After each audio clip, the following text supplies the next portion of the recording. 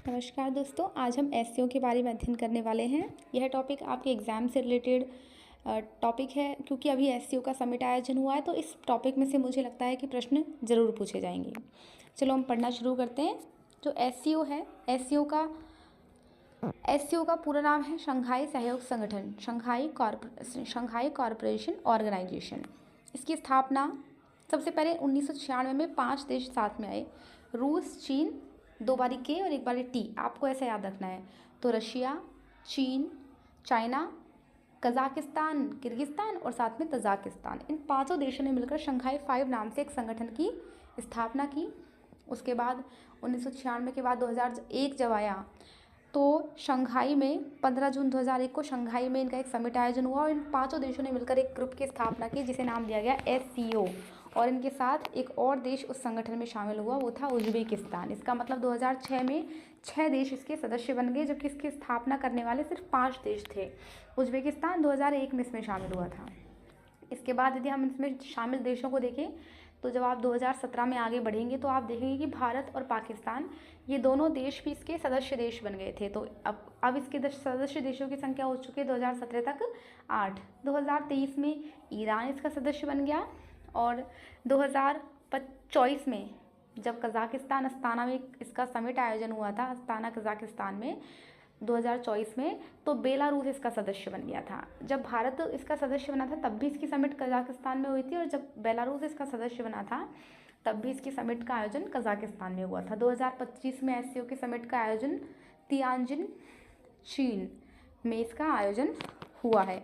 यदि हम इसके स्थायी सचिवालय की बात करें तो बीजिंग, चीन में इसका स्थायी सचिवालय है। देखो, एससीओ की और भी कई शाखाएं हैं, जिनमें से एक शाखा है इसकी रेड्स, आतंकवादी रोधी ढांचा। इस ढांचे का मुख्यालय है ताशकंद, जो कि उज्बेकिस्तान में स्थित है।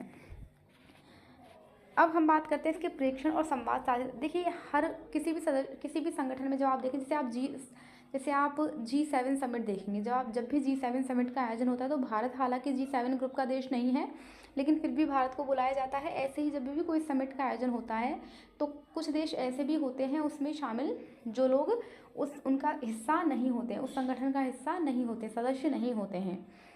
तो देखिए, पहले प्रेक्षण देशों का मतलब है कि पहले इनको जांचा जाएगा, इनको मौका दिया जाएगा, और उसके बाद इन देशों को इसमें शामिल किया जाएगा। इसका मतलब हो सकता है कि आगे जाकर आप, जैसे बेलारूस को जब इसमें शामिल किया गया था, उससे पहले बेलारूस एक प्रेक्षण देश के रूप में था, उसके बाद जाके बेलारूस को इसमें शामिल किया गया था। हो सकता है आप इन प्रेक्षण देशों में से भी आगे देखें कि ये इनमें से कोई देश एससीओ में शामिल हो चुका है। तो आप इन देशों की बात करें तो अफ़गानिस्तान, तुर्की, अज़रबैजान, अर्मेनिया और मंगोलिया, फ़िलहाल ये देश इसके प्रेक्षण या संवाद साझेदार के रूप में कार्य कर रहे हैं। यदि आप इसका मुख्य उद्देश्य बात करें, कि जब भी आप इसमें शामिल देशों को देखेंगे ना, तो आप पाएंगे कि देखो, चाइना, भारत के ऊपर चाइना, रशिया, फिर Kazakhstan, Tajikistan, Kyrgyzstan, Uzbekistan, Afghanistan, Pakistan. तो ये जो देश हैं, हालांकि अफ़गानिस्तान इसका हिस्सा नहीं है, मैं बता, क्योंकि प्रेक्षण देश के रूप में है फ़िलहाल। तो ये जो जितने भी देश हैं, ये देश आपस में संपर्क में स्थित है, इनकी सीमाएं आपस में साझे में हैं। इसलिए इसका मुख्य उद्देश्य है क्षेत्रीय सुरक्षा, क्योंकि यदि एक देश सुरक्षित है, किसी की बॉर्डर के पार दूसरा देश सुरक्षित है, इसका मतलब बॉर्डर पार देश का हमारे देश पे भी प्रभाव पड़ता है। तो इसलिए इसका मुख्य उद्देश्य क्षेत्रीय सुरक्षा और आतंकवाद रोधी सहयोग, आर्थिक और व्यापारिक साझेदारियाँ। कोई भी ग्रुप होता है, उसका मुख्य उद्देश्य होता ही है भाई कि हम आर्थिक सहयोग करें एक दूसरे देश को मिलकर। आपने अभी देखा भी होगा कि एससीओ समिट का जब आयोजन हुआ था, तो उन्होंने कहा है कि भाई हम अपना एक खुद बैंक बनाएंगे, एससीओ बैंक बनाएंगे। क्षेत्रीय संपर्क और बुनियादी ढांचा, एक देश से दूसरे देश में क्षेत्रीय संपर्क को बढ़ावा देना और बुनियादी ढांचे को विकसित करना, सांस्कृतिक और शैक्षिक आदान प्रदान। इसी संबंधित निकाय हम पढ़ चुके हैं अभी। SCO rates regional anti terrorist structure, जिसका मुख्यालय ताशकंद उज्बेकिस्तान में है। इसकी जनसंख्या, जीडीपी की बात करें तो हम देखेंगे कि विश्व की 3.4 अरब से भी अधिक जनसंख्या, यानी लगभग 40% जनसंख्या एससीओ का हिस्सा है। और इसकी जीडीपी की यदि आप बात करें तो अप्रॉक्सीमेटली 20 to 23%।